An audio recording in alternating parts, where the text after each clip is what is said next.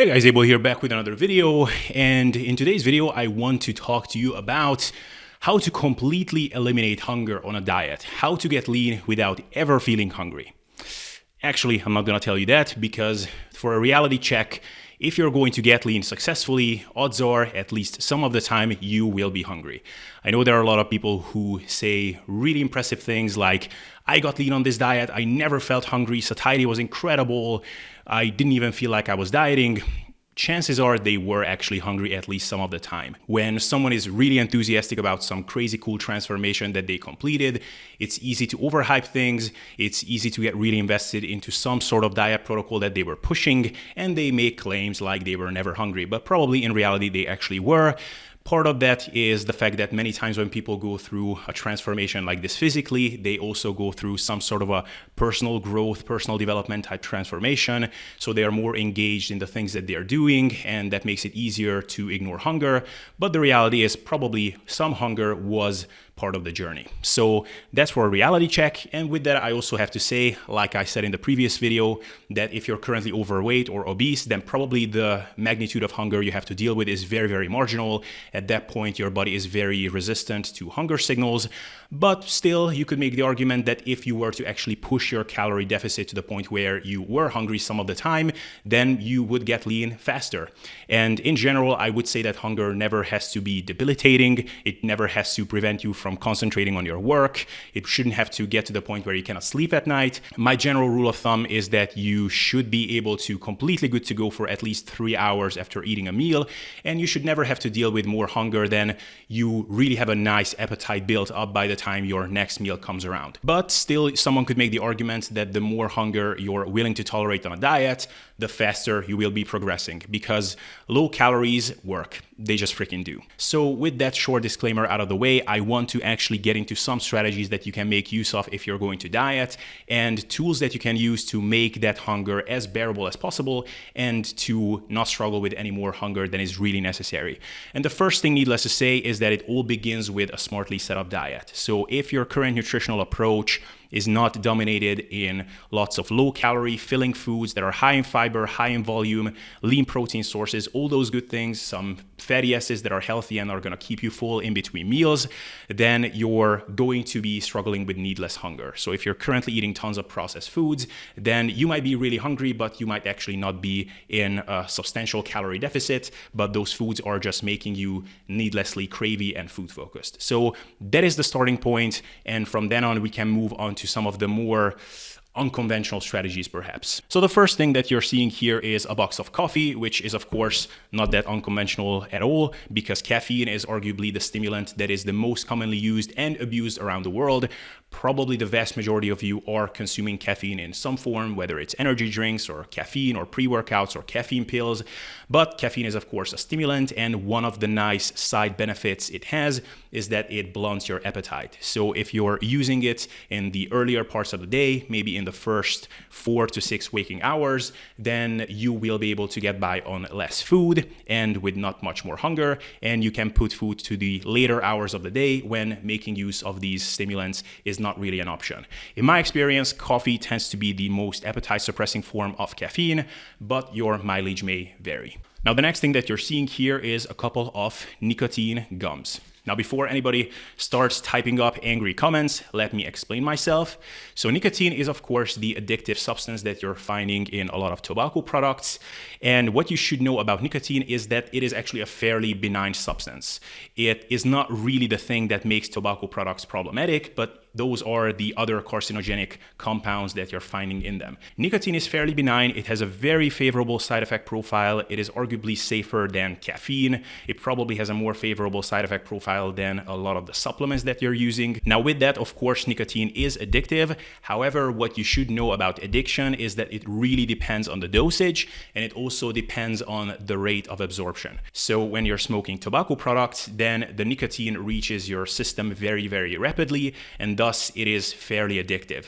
When you are consuming it in gum form, or especially with nicotine patches, then it becomes much less addictive. I myself like to consume it in the form of gums, And as far as a dosage that is definitely effective, but is not going to carry any significant addiction risk, is 2 milligram gums 3 times a day. Or it could be a 4 milligram gum like this, broken in half, 3 times a day. That's 6 milligrams in total. Most people can tolerate that just fine.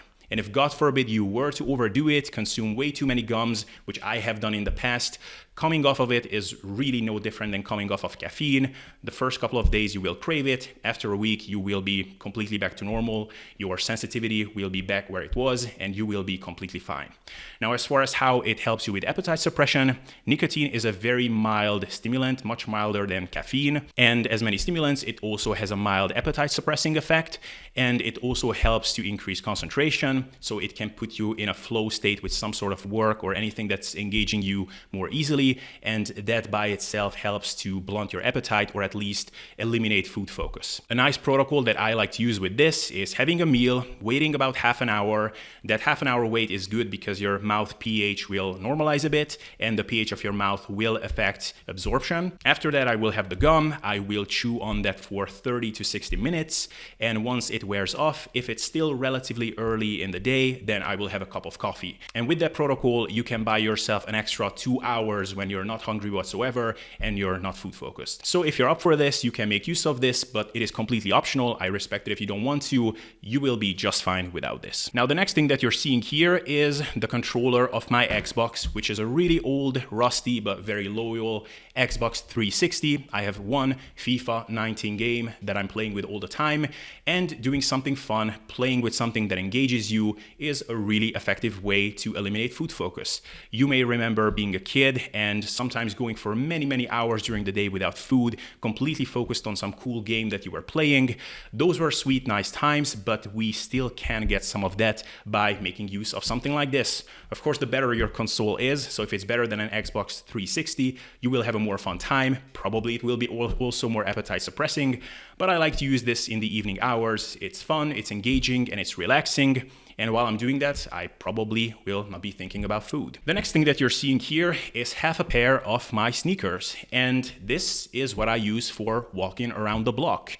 And walking around the block has a couple of nice benefits. First of all, it burns extra calories, which of course will help you with fat loss.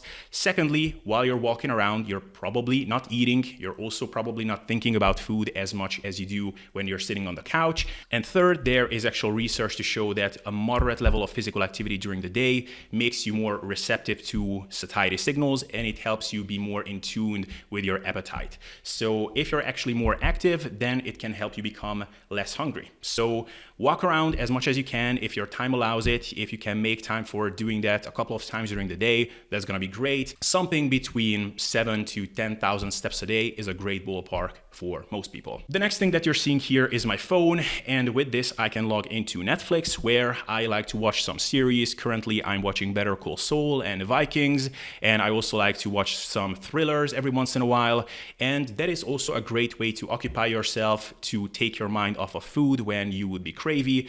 Sitting there doing that is a really nice way to just enjoy yourself without putting things into your mouth. I especially like to watch some scary, thrilling stuff, and that's an especially good way to engage myself even more. And while I'm doing that, I'm definitely not thinking about what's in my fridge. The next thing that you're seeing here is a box of tea, and this is something that I like to sip on, especially in the evening hours, not too close to bedtime because then I would be peeing all night.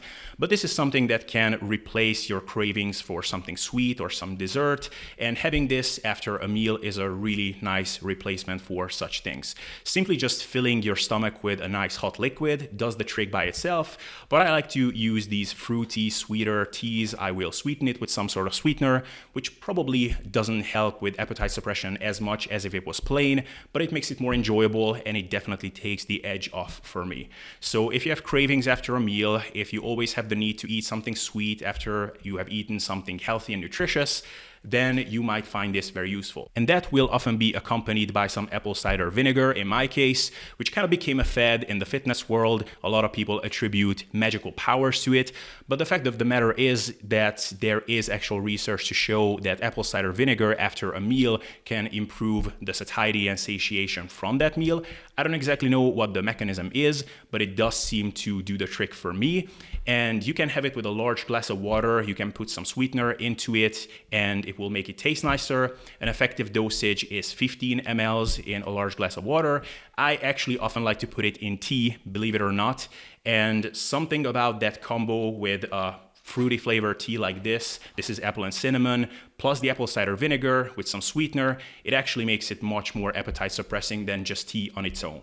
But if this seems too wonky for you, by all means. And then the last thing here is, of course, water. Everybody knows that you should drink a lot of water. We've known that ever since we were kids. However, water has some cool benefits if you consume them before or during your meals, because part of the satiety response that you're getting from your meals is the stretching of your stomach. When your stomach is filled up, it's stretched, your brain receives a signal that basically says, I'm being well fed, it's time to make me feel satiated. And if you're having some water during your meal, then you will get this stretch response in your stomach sooner with less food. So you will be able to feel fuller from less overall calories consumed. So if you really want to push that fat loss phase, then make use of water. And so guys, that is pretty much it. This was a lighthearted video, but I hope it was practical. Of course, there are other strategies. Feel free to suggest some of those. There are some supplements which I could have mentioned, but since I don't have that strong of a belief in them, I left them out. There are, of course, prescription drugs which can be effective, but I don't really feel like that's my role to recommend such things for you, because those definitely have a higher potential to cause side effects, and I guess there are better people to talk about those things than me. But nevertheless, I hope you found this informative. Let me know what you thought. Ask, comment, drop a like if you like that video, and subscribe for more content like this. So with that, thank you for your attention. Keep enjoying your apocalypse, and see you next time.